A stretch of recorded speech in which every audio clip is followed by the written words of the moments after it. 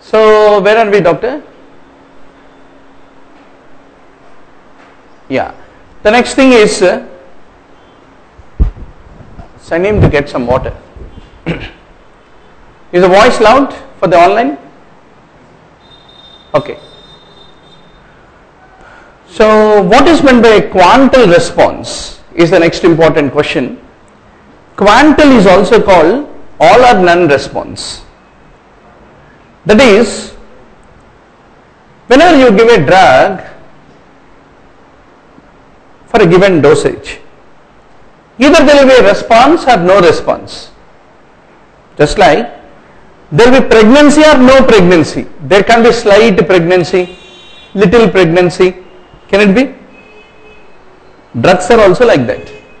Drugs are also only when a particular optimum drug concentration is achieved, then only the drug response will appear, which is then called the quantal response, is what need to be basically remembered. So for which you will be plotting a graph for a given drug concentration. What is that optimum drug concentration at which 50% of people will show the given drug effect? If you keep plotting the probability curve, such a curve is called quantal response curve. So quantal response is an all or none phenomena showing drugs. You are plotting the concentration of the drug against the percentage of people who have shown the drug effect, and using the quantal response curve you can know at what concentration 50% of the people will show that particular drug effect. Is called as the quantal response, is what need to be remembered. Now, fine. Efficacy and potency. Please ask the online students to punch whether the voice is loud and clear. Ask the Reshma, Sudhir and everybody to punch whether the voice is loud and clear.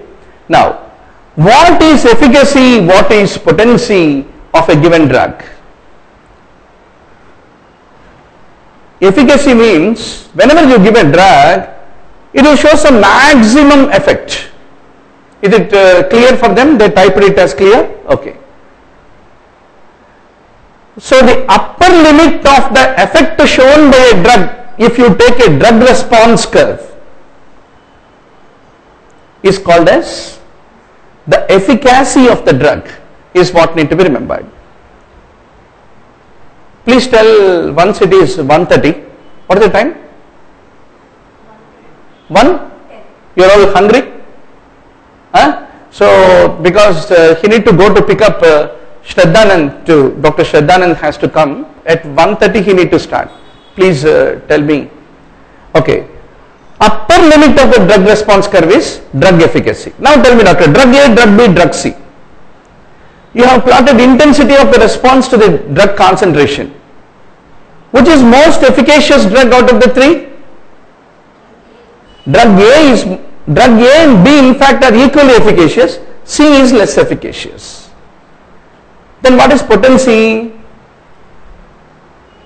You take a certain level of response. For example, all the three drugs are achieving same highest effect. All the three drugs are equally efficacious.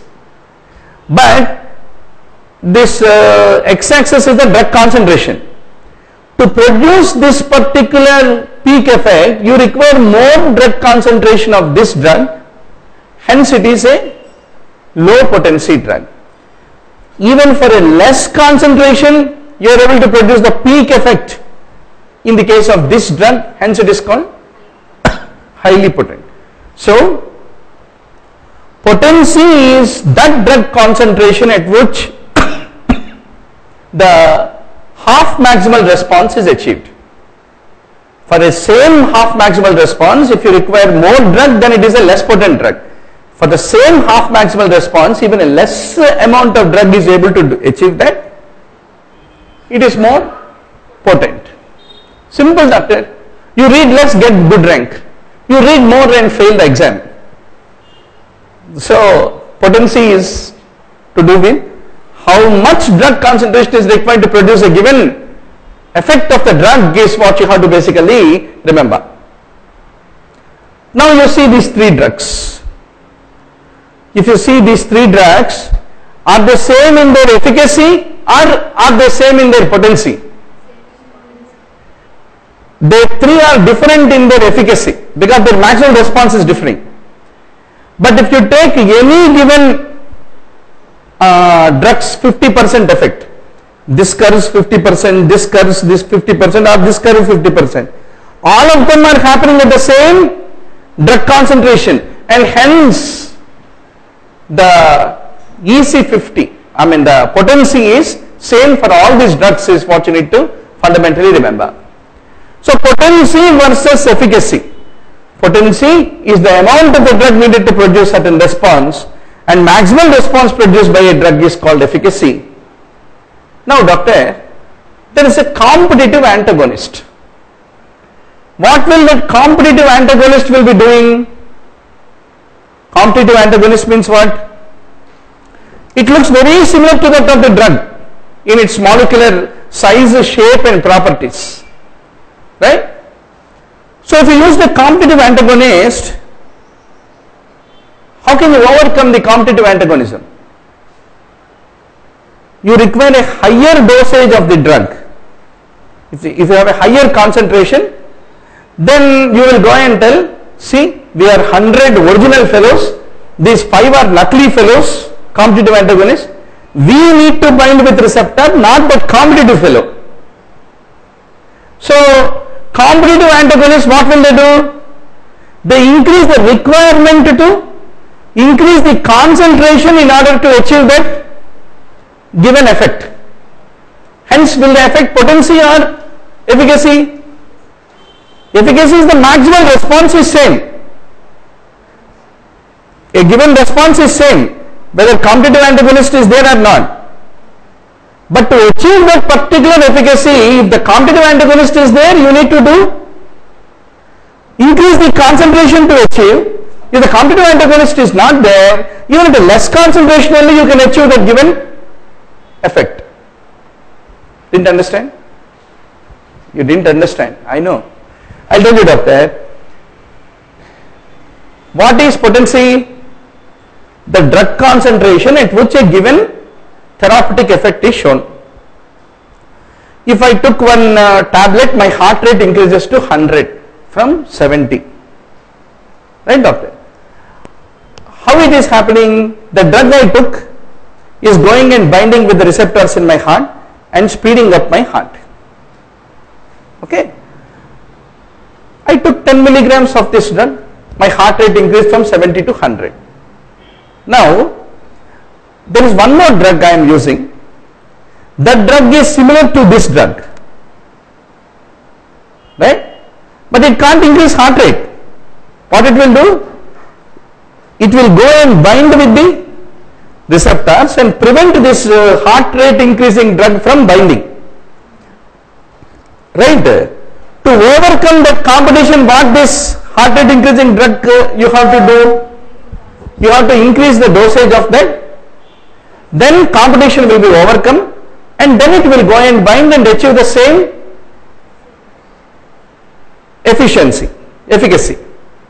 Okay. So if the competitive antagonist is there, what is happening? You need to increase the concentration in order to achieve the same heart rate increasing effect. So if you need more concentration to achieve a given effect, what is happening to potency? Potency is decreasing or increasing? If you want to read more in order to achieve, to get the same rank, you are less potent or highly potent? Less potent you are becoming. You read very little and then you are getting seat doctor. High potent. There is a lot of competition.